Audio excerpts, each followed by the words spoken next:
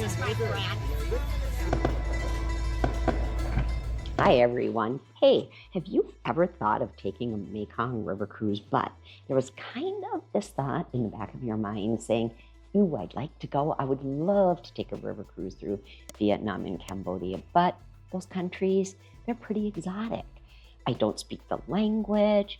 I don't know the customs. I'm not a picky eater, but I'm not exactly excited about going hungry. So have you ever thought of those questions? Might that be the hang up from even having you consider it? Well, don't feel bad.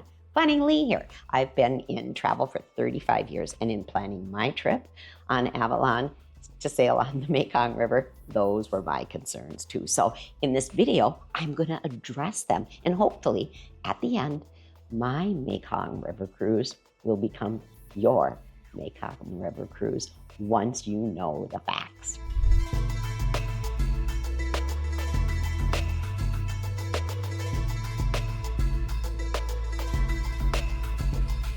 I've broken this video down hopefully for ease of viewing and put it into chapters. So if you look in the description, you will see the different chapters, the different things I'm going to be talking about. And from there, you can view the whole video if you want, or if you're just interested in one piece. Perhaps you just want to know about the excursions, or maybe you want to know about life on board. Whatever it is, you can click through the chapters very easily to see what might be of interest to you.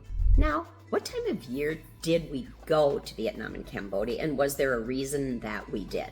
Yes, there was a reason, and when we went was January. Why did we pick January?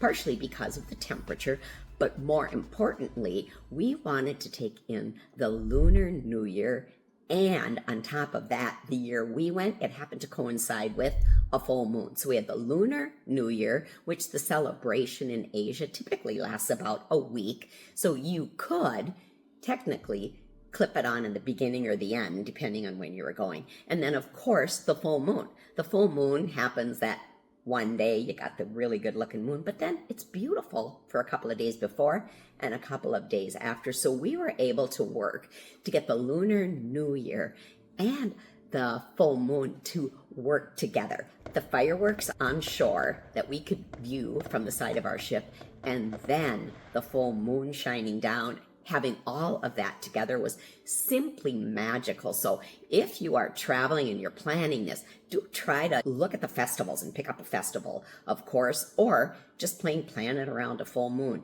You will not be disappointed. I can guarantee that. All right, let's look at the blueprint of the ship. So we're going to look at the two decks from the top angle, and then we're going to look at them from the side angle to give you some different perspectives. Let's go up to top, deck number 2, all the way forward, and this is where you find the outdoor observation deck. Just behind the observation deck, you're going to find the Panorama Lounge. Behind the Panorama Lounge, you're going to find the reception area. And then as you exit the reception area and continue to go aft, you're going to see you've got 6 guest suites, 3 on each side. Go aft a little farther, and at the very end on the right, you're going to find the 1 spa treatment area, and then into the dining room. So that is your deck 2. Now, let's go down to deck number 1. Deck number 1, all the way forward, the wheelhouse. That's where your captain is. Very, very important. This deck is basically dedicated to suites for all of the guests on the ship. Here you find 12 guest suites, 6 on each side. And at the far aft of the ship, you're going to find what? The fitness room, of course. Now, I'm just going to pop up on the screen here the side view of the ship, giving you a totally different perspective. So you can see the outdoor deck on deck 2. You can see the Panorama Lounge. You can see the reception. You can see the area dedicated to the 3 suites that are on this side of the ship, and then the dining room. And then when you go down to the water edge deck, which is deck number 1, again, you can see the wheelhouse, and you can see the area that is dedicated to the suites on this deck. Now, let's talk about the soft furnishings on the ship. This might seem a little bit redundant because I'm going to go back up to deck number 2 all the way forward, and I'm going to talk to you about the outdoor observation area, which I did just show you, but now it's going to be about the feeling that you're going to get when you're on the outdoor observation deck.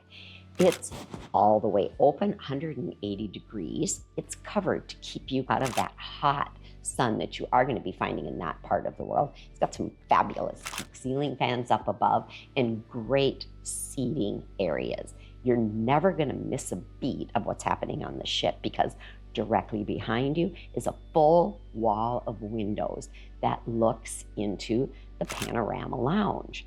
And on the deck, so many great places to be able to sit, whether you want to just lounge or you want to sit and have a conversation with just 2 of you, or maybe there's a group of you. Doesn't matter. So now let's head on in. Let's go. The Panorama Lounge is kind of the hub of the ship in the evening. It's air conditioned. And remember that wall of windows I talked to you about that you can look through from the outdoor observation deck? It's right there in the Panorama Lounge. So you're looking out as well.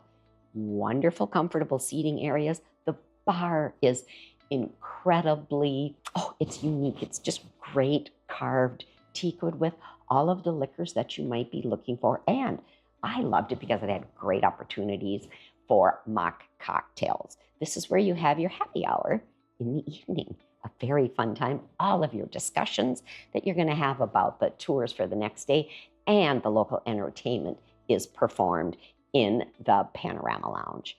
Right behind the Panorama Lounge, this is where you find the reception area. In the reception area is the staircase that leads up from deck number 1. The ship, the Avalon Saigon, does not have an elevator. So if you are physically challenged at all, and this is a concern, make sure that you talk with your travel professional about your needs, or if you've booked direct with Avalon, make sure you have a conversation with them as well. So what else is in the reception area? Of course, a boutique, a shopping boutique. The boutique, it is not stocked daily. So if you see something you really like, my tip to you is to buy it, because I wanted a necklace and I went back 2 days later and it was gone because I really procrastinated. So shop early in that boutique. And of course, you have your whole reception desk there.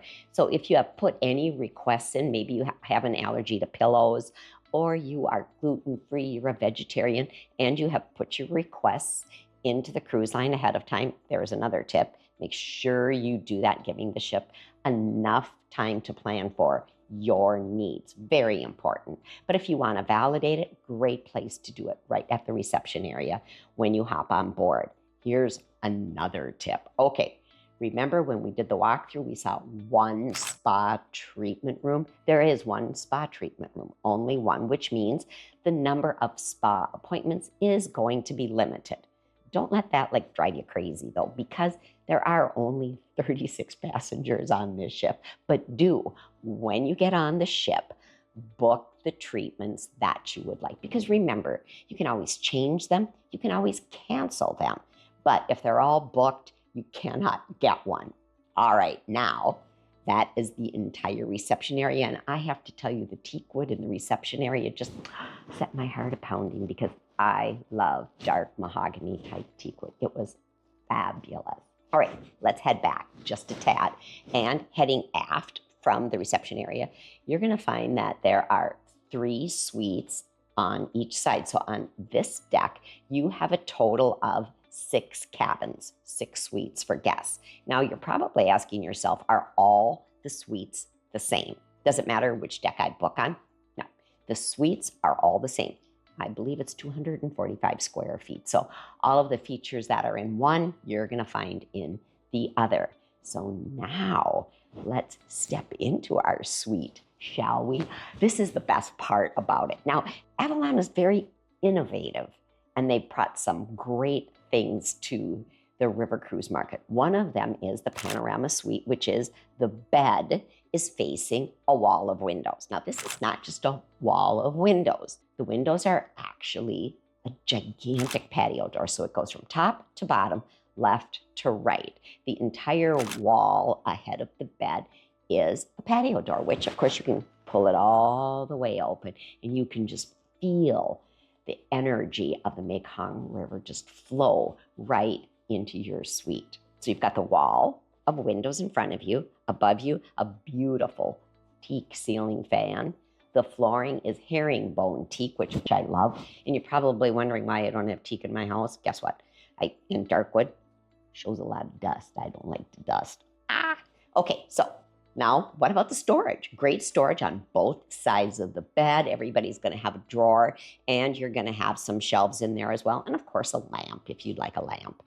Each suite comes complete with water bottles for you to take out on your excursions, filled anytime you would need. Also, a nice addition is another water bottle with a couple of glasses that you can set by your bed in the evening. I really like that.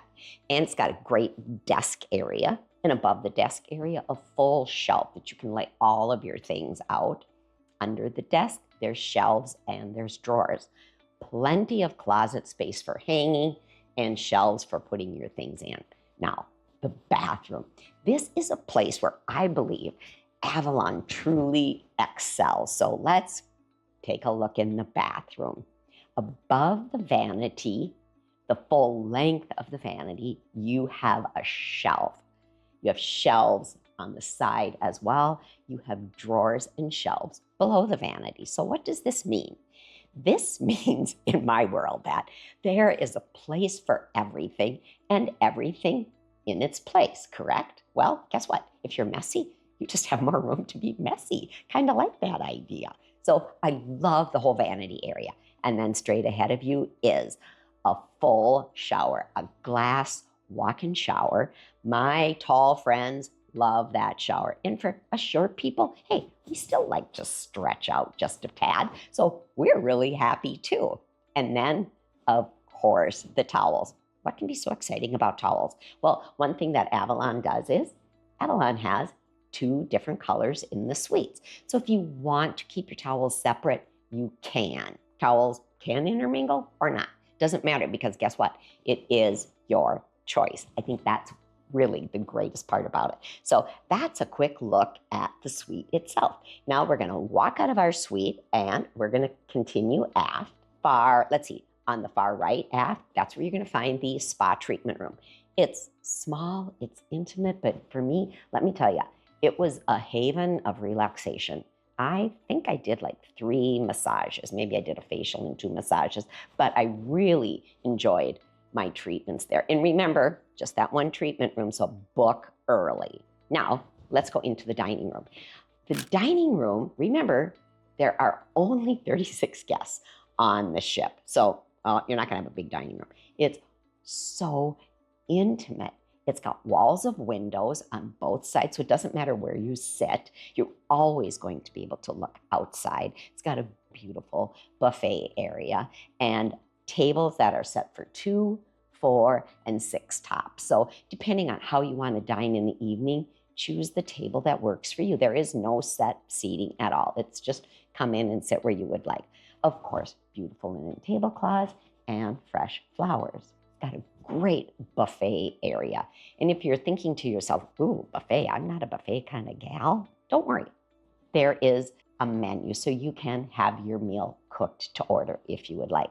I like to graze, so I really like the whole buffet, but I also do like to, maybe order from a menu. So I have a tendency to do both. And maybe you're having kind of a lazy day. Well, I don't think lazy is the right word because you're on vacation. You're not lazy. You might just want to take a meal off and what? Have room service in your room. So you also have the opportunity for room service if you don't want to go to the dining area. That, again, is not a problem. So we have looked at deck number 2. Let's head down to deck number 1. Deck number 1, all the way forward, the wheelhouse. That's where our captain is. And of course, it will probably be the most important place on the ship. Well, that's not a probably. It is the most important place on the ship. So the rest of deck number 1, which is basically your waterside deck, is dedicated to passenger suites. But at the far aft of deck number 1, that's where you're going to find your workout area. That's where I found a yoga mat. I wanted a yoga mat because I wanted to do some yoga in the morning. My plan was to go up top and do it out on the observation deck. So I grabbed a yoga mat and popped it up to my room. So that is deck number 1, also called, I think I would call it the waterside deck. I think I could feel pretty safe in doing that. You might be asking yourself, what would be the other differences in the suites that are on deck number 1 versus deck number 2? When you look at it, it's going to be the view out. If you're on deck 2, you are higher, so you're going to probably be able to see farther. And if you're on deck 1, you're going to be closer to the water. So that view might just be different than up on deck number 2. The one thing or the tip that I actually would give you here is if you really want to be on deck number 2, because there are only 6 suites on deck number 2, I would definitely book that early because there is a limited number of suites up on deck number 2. So that gives you everything I loved about the Avalon Saigon. Why did I book her? I booked her for all those reasons. She is so intimate. That's what I wanted. I didn't want to get lost. I wanted to be with my family. I wanted to be with my friends. And I wanted us to have a comfortable space that we could all enjoy each other in. Also, they couldn't hide from me. I'm not sure if that worked well for them, but it worked well for me. So that is the soft furnishings of the Avalon Saigon. All right, guess what? The plane has landed, and now there's that little bit of trepidation inside of your heart. No worries. You're going to go through immigration, gather your luggage, and then you proceed out into the arrival hall, and guess who's waiting for you? Your Avalon guide with a big old sign so you can't miss them. And they do know what flight you are on, because if you haven't booked your flights through the cruise line and you book them on your own, you have let them know which flight you're on. So they're monitoring you, they're tracking you. So here we met up with our Avalon tour guide, just like a great mother hen. There they are, gathering all of their peoples together with all of our luggage. And we're all tired. It's been a long flight, but we are still so excited. So we exit the airport and we jump onto our transfer. And just like that, we are proceeding through this most amazing city, watching all of the sights go by as we drive to the ship. Now, it's a short drive, I gotta tell you, but it is exciting. And why is it exciting? Because we are in this amazing land and we feel comfortable because we have a guide with us. We're not wondering anymore. We know that we have someone with us who will take care of us. Okay, our transfer is pulling up to the port where our ship is docked and waiting for us. And again, a great Avalon sign just welcoming us aboard. So we proceed to get on board, but we are stopped before we even put one of our toes on the ship.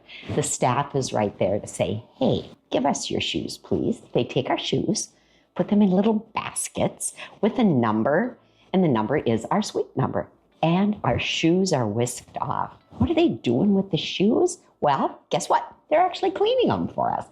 Every time we left the ship, after being out and about, coming back to the ship, they took our shoes and cleaned them. And just like there were a bunch of little elves on board, our shoes magically appeared within like 30 minutes, right back outside of our suite. So we got on board. We're kind of hot. It's a little sticky. You're in Asia. So we had a nice cool cloth and something to drink. And then we were escorted to our suite. It was fabulous. So for the rest of the afternoon, we kind of had a little bit of time. We had lunch, sat out on the observation deck, had a drink, just kind of took it all in. And I got to tell you, one of the best parts about that afternoon, I was sitting out in the observation deck, just kind of looking about. And my cousin John came and sat next to me, put his arm around me, and he goes, Bon, we are living like kings. And it made my heart feel so good because it was the trip of my lifetime, but it was quickly becoming the trip of others' lifetime. So now we're on board, we're unpacked, and our day and our week in our home for the next 7 days is just about to begin. Okay, now we're going to talk about our life on board. So the first morning, what happens? I actually got up early. Like I said, I had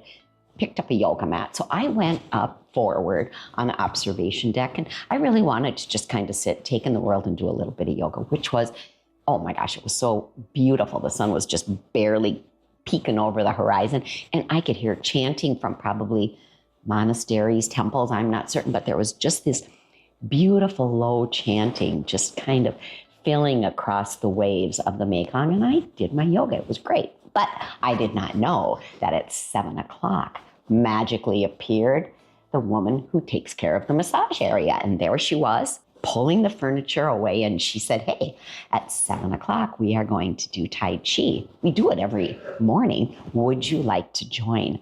Would I like to join? I was so excited, of course.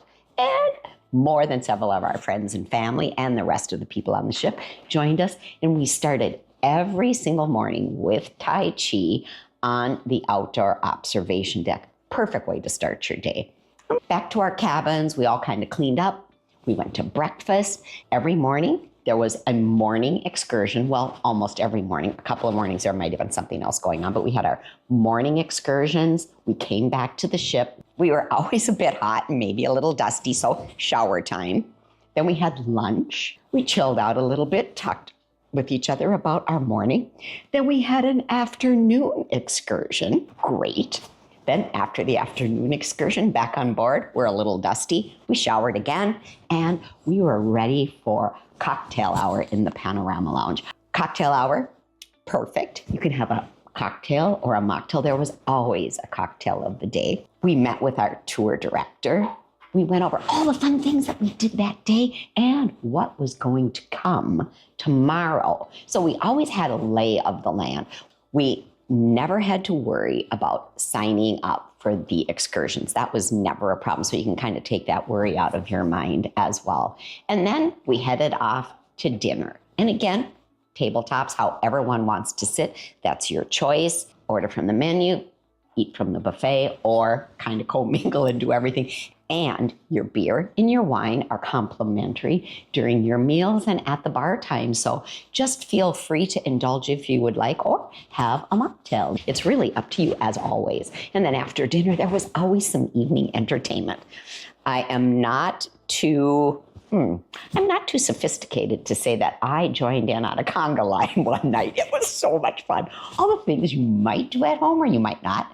But we're there and we had so much fun. They had local entertainment. I don't know if any of you remember on the playground when I was little, at least we had the bamboo poles and people jumped through the bamboo. They had that one night, which was fabulous. David in our group, he is quite agile. Unlike myself, I'm not as agile as I was when I was 10-year-old on the playground. I'm just not, but I did enjoy it anyways. They had local dancers coming in and musicians.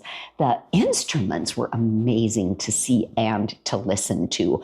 And we did a little bit of 50s dancing as well. We also had some readings from some of the different monks. There were so many different things that we were able to do on the ship.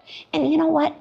Here's the thing that some people don't think about. If there's a day and there is an excursion and you're just kind of a little tired and you want to lay back, kick back and stay on the ship, it is your vacation. So if you do want to just stay on the ship, maybe when there's an excursion, feel free to do that. It's always quiet. Remember, it is your trip. This is your ship. This is your home for 7 days. So you do with it as you want. That was really what our life on the ship was like from day to day. I'm going to tell you that I have traveled a lot in my life because I've been in travel. I have been through lots and lots of different passport control places. But the one in Vietnam and Cambodia, the passport control that divides these two countries when you are traveling on the river is like nothing I have ever experienced. So we're on the river. Here's the border right in front of us. Floating out in the water is the border guard right there. So from our ship, our passports were given to the country we were going to. They did their thing, they stamped it, and how do you think they got those passports back to us? Gave them to a guy, he was in a little boat, floated over to our ship. They were in a backpack, and he handed the backpack up. That was something I had never seen before. I want to take just a minute to talk about the excursions and some of the limitations for getting on and off the ship when it comes to an excursion. Remember, you're on the Mekong, the water is rising and falling. It's not quite like when you're in Europe and everything is very structured. Oftentimes you're at a riverbank getting off or on. There is always staff members there to help us as we're going up the bank or come down the bank, depending on what's happening. But do remember and do be aware of your own physical limitations. This is a great opportunity to have that conversation again with your travel professional or directly with Avalon. And of course, when you're on the ship, if you have any concerns whatsoever. If you see kind of an extra smile on my face when I'm talking here now, it's because I'm going to talk about the modes of transportation that we experienced when we did our excursions. I remember watching the movie Trains, Planes, and Automobiles. A lot of things were going on there, but that has nothing on Cambodia and Vietnam when you're doing your Mekong River cruise and you're talking about your excursion. So we took an ox cart ride. We took a motorized wagon ride. We had a silo ride, and we had sampan boat rides. Now, let's go back just a moment and talk about it. What the heck? An ox cart ride? Yes. We jumped in a cart that was behind an ox. We had a cushion to sit on, and that ox pulled us through the village we were going to go visit. Super cool. I grew up on a farm, like I said. We did not have ox, but to experience that mode of transportation was really so experiential. Then, on another island, we had a cart. Oh, no, it was more like a wagon. We had a wagon that fit like 6 of us, and there was a motorbike in front of us. We went on the street, and that gentleman took us through the town. We then did sampan boat rides, which are the flat bottom boats, of course. And this is how the people in the villages and living on the river get around. They take these boats. So we were able to ride in one of those boats. Now, one of the coolest things I thought is a silo bike ride. It's spelt C-Y-L-O. I might be saying it wrong. I'm not sure. So what is this? Okay, it's sort of like a reverse tricycle. You, or myself, the passenger, I'm sitting in front like this. The pedal power is right behind me, and I have a 180-degree view of where I am traveling to, usually in the city. Amazing. All that by itself is amazing. But now, check out the silo and paint it neon green and put a yellow flower right up front. Talking about family life, we got to see families having their meals, hanging their laundry out, riding on motorbikes. I don't know how they fit that many people on a motorbike and a dog and a cat at the same time. I don't know how that happens, but they do. We got to see how the people truly live in Vietnam and Cambodia. The whole sense of family and community we got to be a part of and we got to witness. I'm going to say one of kind of the most comical things I saw were the shores of the river covered with colored ducks. I'm a Minnesota farm girl. Our ducks were typically white, but not in Vietnam, Cambodia. These ducks were pink and blue and yellow. Now, the question you might be asking yourself is, why were the ducks colored? Well, this is how the farmers kept their ducks separate. In Minnesota, our farms were far apart. Our ducks didn't necessarily mingle, but in Vietnam, Cambodia, that does happen. So you're going to see a whole lot of colored ducks. We visited a children's school where they learned English. Now, these kiddos walked a couple of times a week, 5 miles to get to school. Very moving for me to see the desire that they had to not only speak English to us, but to walk 5 miles to go to school. Now, in the exact same village where the school was, we were able to see lunch set up for the different families, how they care for their animals right by their homes. The children riding their bikes, and we got to see a woman with a giant wok of rice. I mean, giant wok of rice in front of her. This wok was bigger than she. And of course, walking from the ship to the village, what was there? Shopping for anybody who might have wanted to pick up another something or another to take home. We had the opportunity to visit one of the oldest Catholic churches in Vietnam, beautifully decorated outside because we were there during the Lunar New Year. The cemetery behind the church was something I'd never really observed before.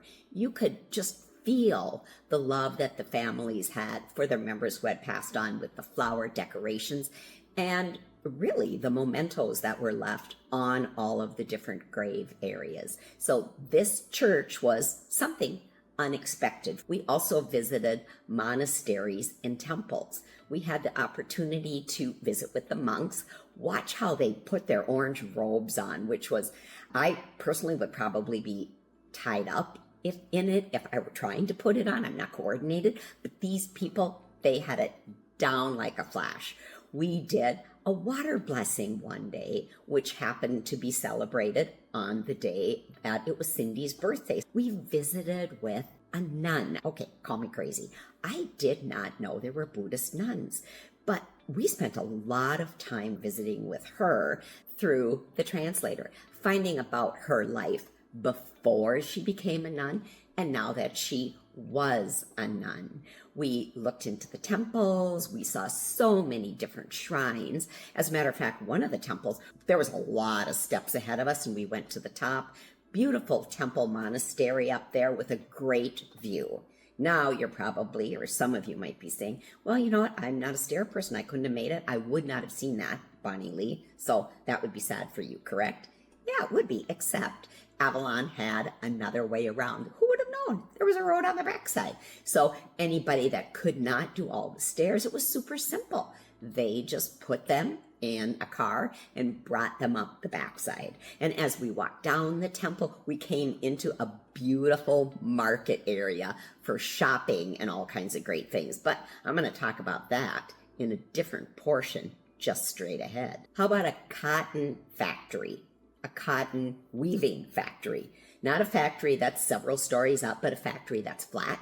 It's on the land, and it is owned by a family. It's open air. The gentleman, the family patriarch, sat at the loom, clack, clack, clack, weaving cotton with beautiful pattern within it. They also had a great store for us to look at, and I am going to guess that that loom the gentleman was weaving on was more than likely passed down from generation to generation. They took such great pride in their work, and it was wonderful to visit with them, of course, through our guide, who was our interpreter.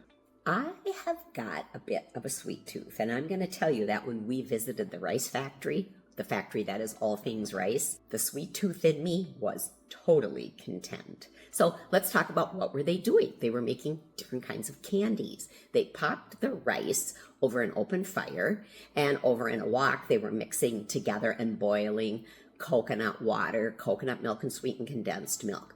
Then when the liquid was the right consistency and the rice was popped, they combined them. Think about Rice Krispies when they're nice and warm, as you're making those Rice Krispie bars, nice and warm. That's basically the same concept. They took this delicious mixture, mixed it all together, and put it into a giant cookie sheet and rolled it out with an even larger rolling pin. And then in the end, we all got to taste it.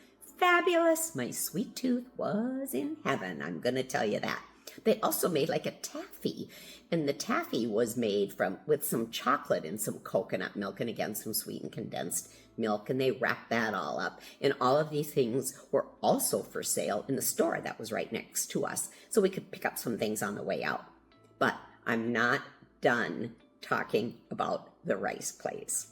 We also learned that sticky rice makes the very best moonshine. Can you believe it? So we saw how rice, vodka, wine, moonshine was made in this exact same factory. Did we get to taste it? You bet. They had moonshine for women and for men. Now, what one did for one and what the other did for the other, I have no idea. Y'all can just figure that out yourself. I have no idea. Did we taste it? Of course we tasted it. It was quite potent, quite powerful. I probably would not seek it out on my own, but when in Rome, do as the Romans do, you know. So when in Vietnam, taste the moonshine. I guess that's what they say. They had it all bottled up against the wall. Now, interesting in the bottle was not just the liquor, not just the wine. It also had a cobra in a lot of them, a cobra head, and out of the cobra's mouth, oh my God, scorpion right here. All kinds of things in the bottles with the liquor. Talk about an experience, something I'd never really seen before, except on TV. But now I was right there and I was in the midst of watching how they made these delicious rice treats, the wine, and the moonshine. Who would have thought you could do all of that with just some rice? We were able to visit families that live on the water, families that have lived on the water for generations. I call them floating family fisheries. They raised fish right there that they sold to the local markets. They also had a little shop for us to go to, and of course, beautifully decorated for the lunar holiday. We were able to watch a woman making, I'm going to say this wrong, conical hats. I'm not really sure how you actually pronounce that, but you can use it as a hat and you can also carry it as a basket. So if it's used as a hat, it shades the people from the sun because the sun there is truly very, very warm. Now, the woman showed us the whole process to make the hat. Now, she sells the hat for $2.25 or $2.50, where the sampan boat guy, he sells his for $250. So I'm thinking she needs to get with that guy and maybe figure out how to jack her prices up a bit, because the amount of time to make one and the other really was not that big of a difference, I don't think. So that was just an adventure. And of course, there was a shop there, so there was shopping. Let's talk about boat making, shall we? Sampan boat making. This was so interesting. The gentleman I found out actually was my age at the time, so he was probably 68, 69. He had been making boats since I'm thinking he was very young. It was a tradition of his family passed down. So we watched this gentleman with the boards, how he bent them, how he put them together, and it's not glue, but whatever it is that holds all those panels together. That was all super cool. But I got to tell you, when he put a board down, lifted his foot up, held the board down with his big toe, and his big old saw came around, and he just sawed out an area, and that piece of wood fit perfectly into the sampan he was making. I was in awe of this gentleman's ability to create such a project. Now, we all got done, we were ready to go, and did you know in this culture, it is not a tradition, but it is an honor to receive a yellow flower from someone. And that gentleman gave me a yellow flower, I think it was probably a marigold, which symbolizes joy and prosperity to a person who is older. Me! So, guess what? Joy and prosperity, nothing but that ahead of me. During our trip, we also had an excursion where we met with a North Vietnamese soldier.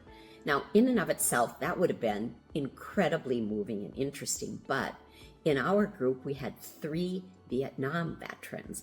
So for the rest of us to be able to step back and watch these 4 soldiers come together, have a conversation via, of course, our guide, the hugs, and the handshakes. Now, that was so memorable. Watching that happen, you could see that when you open a door and allow peace to walk through, it certainly does.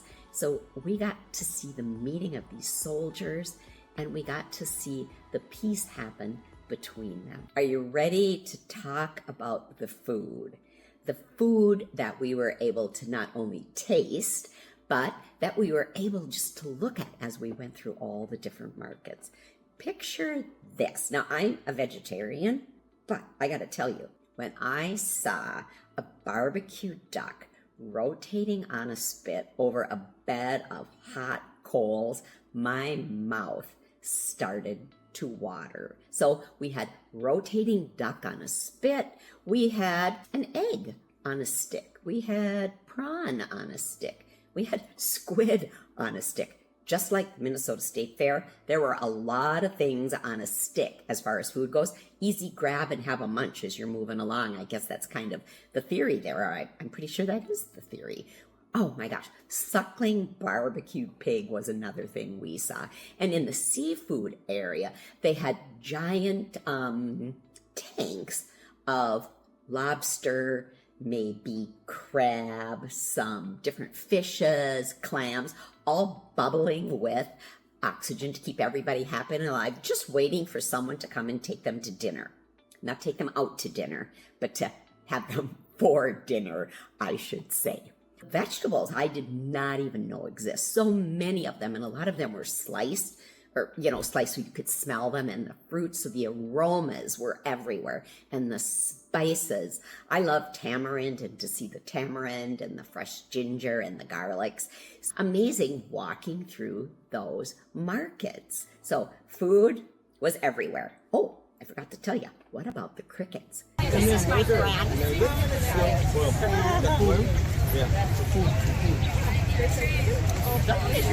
Okay, please comment. Deep fried crickets, of course, with a little bit of salt. That is the only way that Bonnie Lee is ever going to taste a cricket.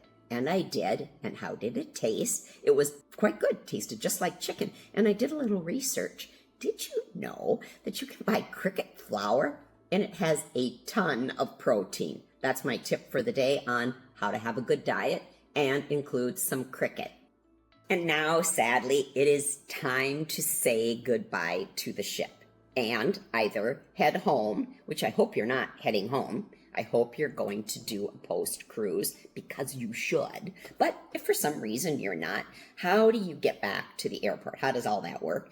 Very, very easy. You wake up in the morning, you have your breakfast, your bags are packed. This is not a big ship, so you're not putting everything out the night before.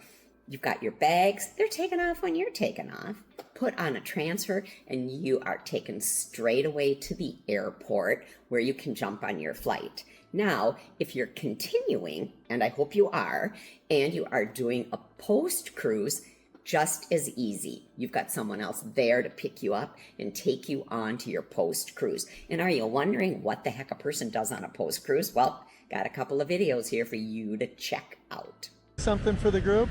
Hey, group, best day ever. Oh, until tomorrow. Yes. Always.